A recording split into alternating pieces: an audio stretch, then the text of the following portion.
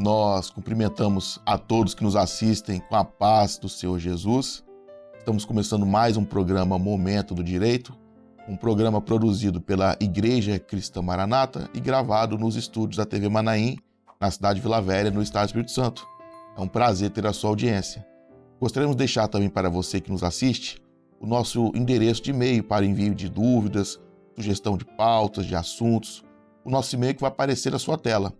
Nosso e-mail é momentodo-direito@presbiterio.org.br. Vai ser um prazer te responder.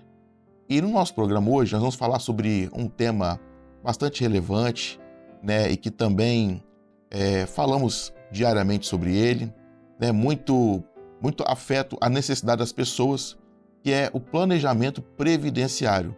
Né? Qual a necessidade que nós temos, né, que as pessoas têm, fazer um planejamento previdenciário para que, né, ao final, né, da sua vida laborativa, a pessoa possa ali auferir uma aposentadoria, né, a qual venha suprir, né, suas necessidades. E para falar sobre esse tema, nós convidamos, né, dois advogados. Nós convidamos o doutor Saulo Aquino. Doutor Saulo Aquino é advogado, especialista em direito previdenciário. Doutor Saulo, seja muito bem-vindo ao nosso programa. Obrigado, Rodrigo, pela oportunidade. A paz do Senhor a todos os irmãos que nos assistem. E esperamos elucidar todas as dúvidas que pairam sobre esse tema, né? Direito previdenciário e especificamente sobre o planejamento previdenciário. Então estamos aqui para poder ajudar e contribuir para esse tema. Perfeito. Nós também convidamos a doutora Bruna Ewald. A doutora Bruna é advogada previdenciária, também especialista em direito previdenciário. Prazer, Rodrigo. Muito prazer estar aqui neste programa. Passo das minhas palavras a do Dr. Saulo. Estamos aqui para contribuir. É um tema muito rico, né? Falar sobre planejamento previdenciário é muito importante porque nós vamos ver no decorrer dessa conversa que há muitas informações que a população ela não sabe, ela desconhece e que vai ser muito importante no futuro. Perfeito, doutora Bruna. É um prazer ter a senhora aqui conosco. Doutor Saulo, qual a importância hoje do planejamento previdenciário, né? E por que as pessoas devem se preocupar com isso? Rodrigo, normalmente quando a gente fala de direito previdenciário ou aposentadoria, a gente normalmente enxerga aquilo que passou, né? A pessoa nos procura um advogado ou se interessa acerca da aposentadoria, daquilo que foi pretérito. Olha, eu estou aqui hoje, tenho 20 anos de contribuição, tenho 15 anos de contribuição, o que eu faço agora? Então, normalmente é essa abordagem que é a hora das pessoas se preocuparem. Mas raramente elas se preocupam com o futuro, aquilo que há de vir, né? As pessoas são muito imediatistas hoje, as pessoas pensam no hoje, né? Sim, e essa mentalidade de planejar o futuro é muito da população que estão envoltos ao país de primeiro mundo, né? Eles planejam o futuro do filho, né? O investimento. Então, na verdade, o que é planejar? Planejar é você organizar para o futuro. Você fazer um planejamento de como que você quer se aposentar. Quando chegar o seu momento de aposentar, qual é o cenário financeiro que você deseja para você. Então, a importância é justamente de você antever um resultado, né? Um momento futuro e certo que você vai se aposentar, vai precisar daquele recurso. Então, a importância do planejamento é justamente a importância de qual o valor que vai ser a sua aposentadoria no porvir, no para frente. Quem que deve se preocupar hoje com esse planejamento e a partir de qual idade? Rodrigo, a idade ela é definida pela lei, né? Então existem duas idades que são dois marcos iniciais que a pessoa pode começar a contribuir para o INSS. Existem 14 anos de idade para aquela criança ou adolescente que é o menor aprendiz, né? Que ele começa a trabalhar numa determinada função a fim de aprendizado. E existe o 16 anos, que é a pessoa que pode trabalhar de carteira assinada no Brasil e a partir desse momento ela pode ingressar no regime geral da Previdência Social, que é o INSS. Então, vamos colocar como base 16 anos, 16 que é a regra, né? Geral, a regra geral.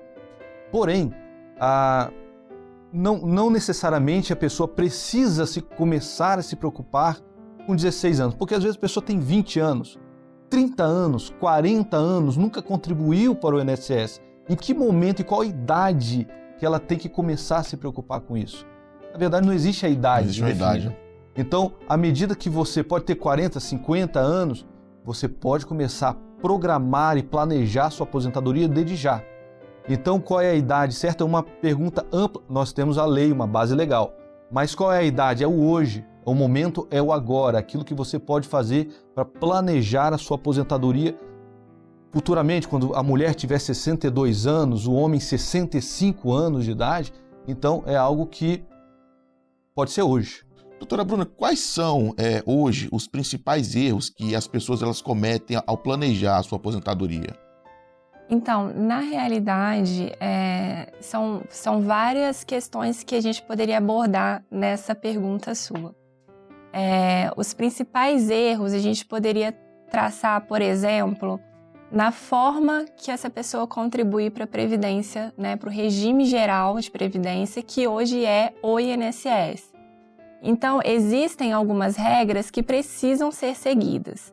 Então, por exemplo, a pessoa ela está afiliada ali como contribuinte individual.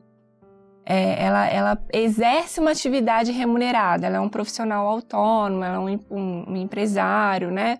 Um profissional liberal, ela precisa pagar o INSS porque ela é segurada do INSS. Obrigatória. É um tributo que ela precisa pagar. Se ela não pagar, ela pode ser até cobrada em razão disso. E aí, quando a gente fala de contribuinte individual, existe uma data limite que ela precisa respeitar, que é o 15º dia do mês subsequente.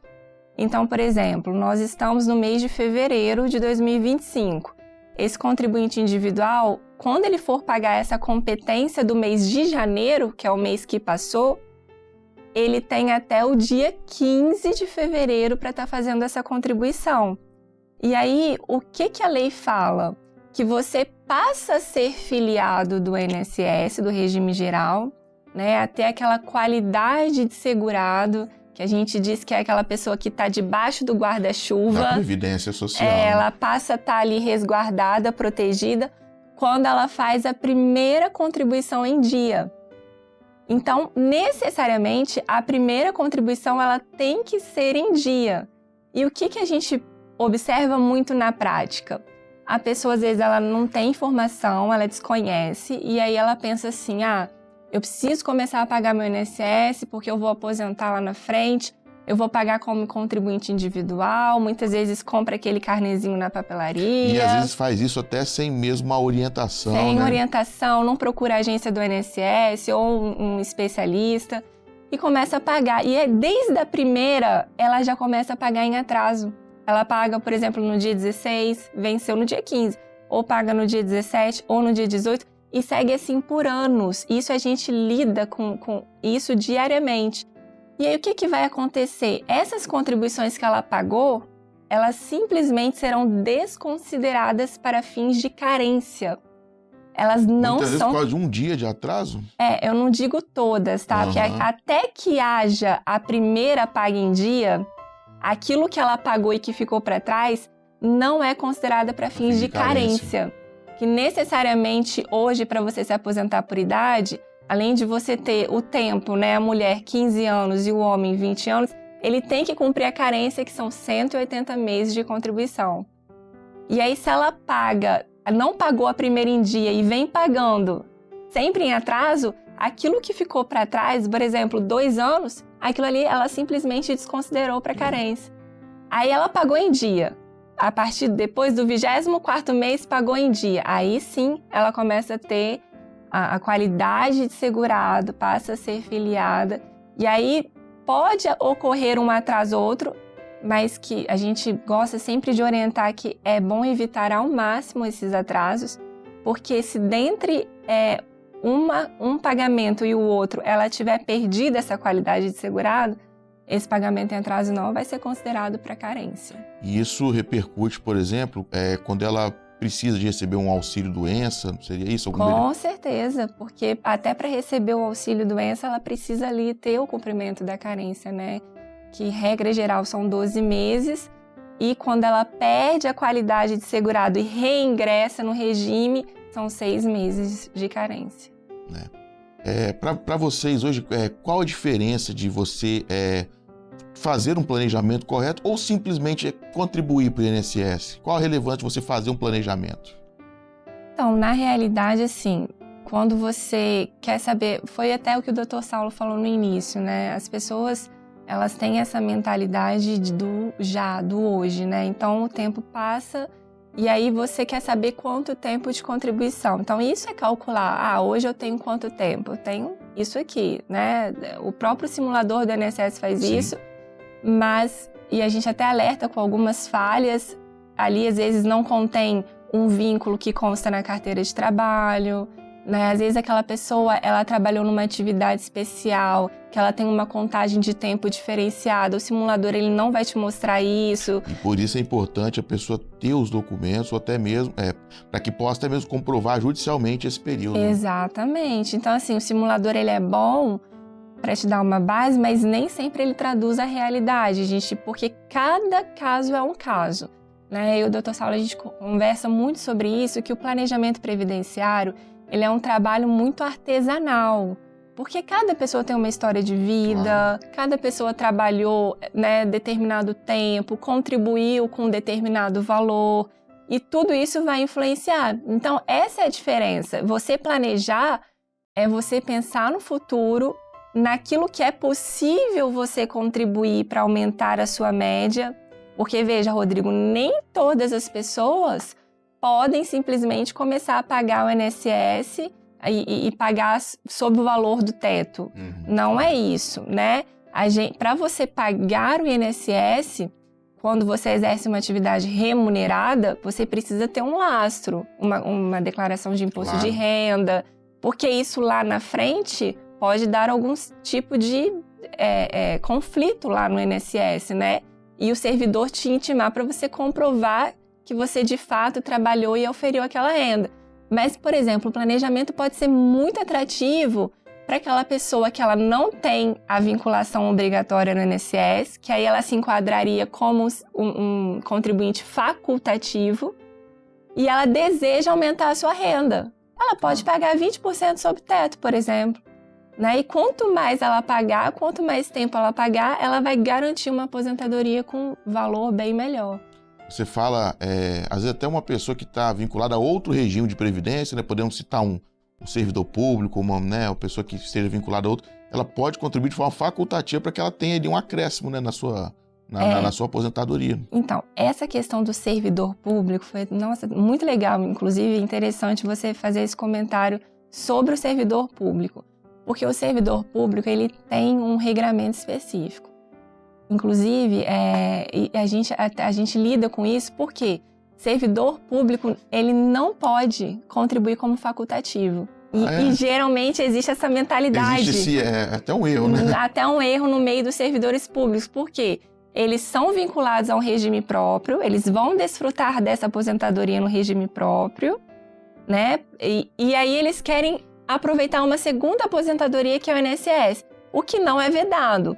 Pode-se até acontecer, mas essa contribuição ela não pode vir na modalidade facultativa. Existe uma vedação na lei em relação a isso, que o servidor público ele é vedado de contribuir facultativamente.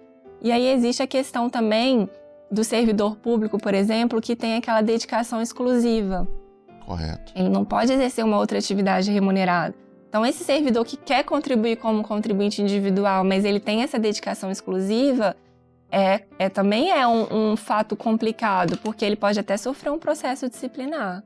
Olha só, né? Então não é uma coisa simples, né? A pessoa tem que procurar uma orientação. Ela tem que procurar uma orientação, porque ele pode contribuir, dependendo do caso, se não for servidor de dedicação exclusiva, não pode ser como facultativo, pode ser como contribuinte individual, mas aí tem que estudar o caso para ver como essa contribuição vai ser feita, se ele tem embasamento, lastro para poder contribuir no regime geral, que é o INSS. Doutor Saulo, falando um pouco hoje, né, das pessoas do trabalhador autônomo, né, que é uma grande parcela, né, das pessoas que trabalham no Brasil. Nem todos, né, trabalham, digamos assim, ali dentro do regime da CLT, né, que tem uma carteira assinada e que tem aquela contribuição, né, já quando ela recebe salário. Como que o trabalhador autônomo, né, ele pode contribuir para o INSS? Bom, todo cidadão ele pode fazer a sua inscrição no INSS, né? Existe uma sigla que é NIT. Então todo mundo tem o seu NIT e ele vai fazer a sua inscrição. Hoje está muito facilitado, hoje tem o gov.br, hoje tem vários recursos que o governo disponibiliza para poder a pessoa fazer a sua inscrição no INSS. Então, basicamente, uma inscrição que ela faz e emite os boletos, né, pelo próprio Gov e inicia pagando. Aí vai da escolha de quanto que a capacidade financeira da pessoa de pagar e quanto que ela quer, é justamente todo esse papo, e quanto que ela quer aposentar. Basicamente é isso aí. O ideal é procurar um profissional para fazer o planejamento previdenciário. Basicamente seria isso. Dentro da experiência de vocês, vocês já trabalharam com algum caso específico no escritório de vocês que chamou a atenção? Já. Foi um caso de uma professora, tá? A gente foi fazer o planejamento previdenciário dela e o professor especificamente, eles têm uma necessidade de se aposentar e quanto mais antes melhor. Isso é um fato nítido que a gente vê nessa categoria. Porque o trabalho dentro da escola, né, principalmente se for no setor público, é um trabalho desgastante. A gente vê que existe um aumento nítido de doenças mentais, psicossomáticas, no meio, inclusive, dessa categoria de trabalhador. E aí ela queria aposentar hoje, para ontem. E ela já cumpria, né, esses requisitos. Ela já tinha o direito de se aposentar. Só que existem várias regras de transição. E dentro de cada regra de transição, quando veio a reforma da Previdência e que mudou, né, as regras de se aposentar, existem várias regras de transição e que muda ali o valor do benefício. Pode mudar o valor do benefício tanto para melhor quanto para pior. E aí, nesse caso dessa servidora, a gente identificou que se ela contribuísse, acho que 8 meses a mais, ela ia desfrutar de um valor de aposentadoria, assim, uma diferença de mais de R$1.000, né? Mais de R$1.000. E assim... Uma diferença bem expressiva, né? Se ela não tivesse feito esse cálculo, esse planejamento, ela talvez iria aposentar e ela ia perder uma diferença expressiva ali no valor do benefício. E quando a gente fala de planejamento, e você citou essa questão do autônomo, né? E o Dr. Saulo aqui falou em relação à inscrição do NIT, o que a gente observa muito no meio dos autônomos, né? Que hoje em dia é muito comum as pessoas abrirem um MEI para pagar o INSS. Muitas vezes elas nem estão exercendo uma função ali de empreendedor, né, de empresário ali, mas elas, não, eu vou abrir um MEI porque eu quero pagar o INSS, futuramente eu quero aposentar e eu quero pagar o menor valor possível, né? E às vezes essa pessoa ela teria uma condição até de pagar um valor maior, como facultativo até que seja, sim, no caso, se houver essa ausência de renda. Mas existe essa mentalidade, eu vou abrir um MEI porque eu vou pagar 5% do salário mínimo. Frisando também que a pessoa, ao abrir o MEI, a pessoa também tem outras obrigações tributárias, né? Exatamente, e aí ela paga por meio daquele documento de arrecadação simplificado, e aí, mas ela paga sob o valor de um salário mínimo. Então é algo que ela está pensando para hoje, né, de forma imediatista, mas lá na frente, quando houver o cálculo do benefício, nós estamos falando de uma média de todas as contribuições a partir de julho de 1994. E com a nova lei, né, com a reforma, é 100% dessa média.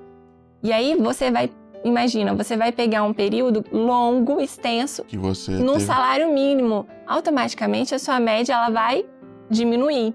E aí quando ela estiver próxima à aposentadoria, ela vai querer, poxa, será que eu vou me aposentar com quanto? E aí ela, o que eu posso fazer para melhorar isso?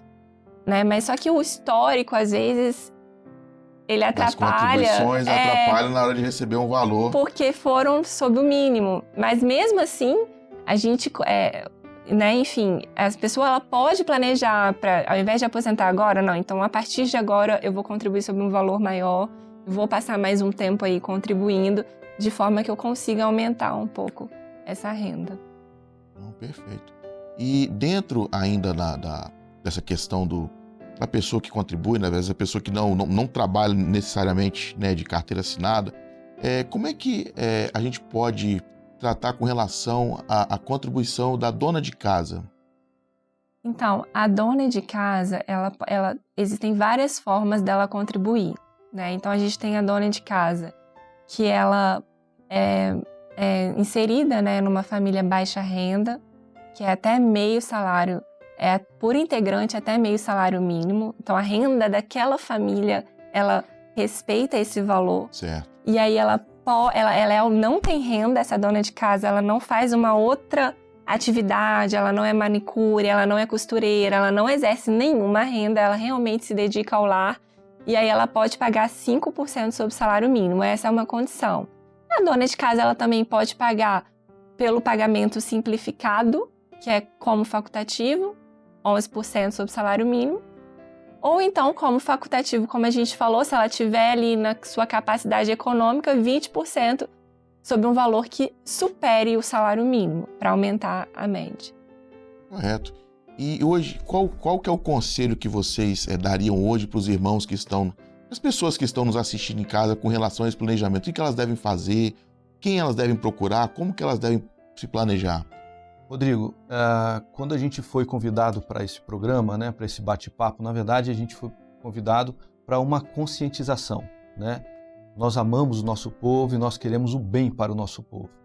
E nós, espiritualmente, nos preparamos, né, todos os dias para um evento futuro e certo, que é a vinda de Jesus, o arrebatamento da igreja. E da mesma forma, a gente também estamos nos preparando aqui, enquanto homens na trajeto, nós temos que nos preparar também, preparar para uma boa velhice, uma boa aposentadoria. Então, o mais correto, procure um profissional de sua confiança, procure um advogado de sua confiança, o mais perto, às vezes da família, né, alguém que esteja perto de você, para poder fazer um planejamento.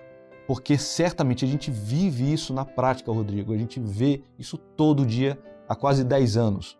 Então nós vemos como que faz falta o planejamento. Eu lembro quando eu fazia faculdade, o meu pai tinha uma frase, falou: Saulo, olha, 5 anos vai passar fazendo ou não fazendo qualquer tipo de coisa. Então passa o tempo vem, ele chega, e aqueles que planejam o futuro, eles usufruem daquele benefício, né? E aqueles que não planejam, infelizmente, a Bíblia fala o seguinte: o tolo, ele vê o perigo, passa por ele e sofre o dano. Mas o sábio, ele passa ao largo, né? Então, o planejamento, na verdade, é uma atitude de sábios, de poder planejar e organizar bem o futuro. Muito bem, é excelente, né, o conselho que se dá para o nosso povo, para as pessoas que estão nos assistindo, né, acerca da relevância, né, da pessoa fazer esse planejamento. Doutora Bruna, eu gostaria muito de agradecer a sua participação no nosso programa. Eu que agradeço, Rodrigo. Muito obrigado pelo convite. Estamos à disposição. Doutor Saulo também, gostaria de agradecer também a sua participação. Obrigado, Rodrigo. Estamos aí à disposição, servindo ao nosso povo. Eu acho que é uma alegria imensa, é um prazer nosso de estar aqui, né? Nesse ambiente que é o ambiente que só está o povo de Deus. Muito obrigado. Doutor Saulo, doutora Bruna, que não são apenas sócios, né? Também são casados, são membros da Igreja Cristã Maranata. Sim. E é uma alegria tê-los conosco aqui e dizer que não vai faltar oportunidade para que vocês voltem aqui e nos tragam, né, mais conselhos, porque esse que vocês falaram hoje assim, foi de bastante relevância, foi bem importante. Amém. Que bom. Amém. Amém. E nós reunimos aqui na Igreja do Plano 100, de Plano 100, igreja né? embaixo aqui da rádio. Exatamente onde fica aqui o nosso estúdio. Exatamente. Perfeito. Perfeito. Nós assim encerramos o nosso programa de hoje, Momento Direito. Agradecemos a você que esteve nos assistindo. Gostaríamos de desejar para você uma ótima semana. Fiquem todos com a paz do Senhor Jesus.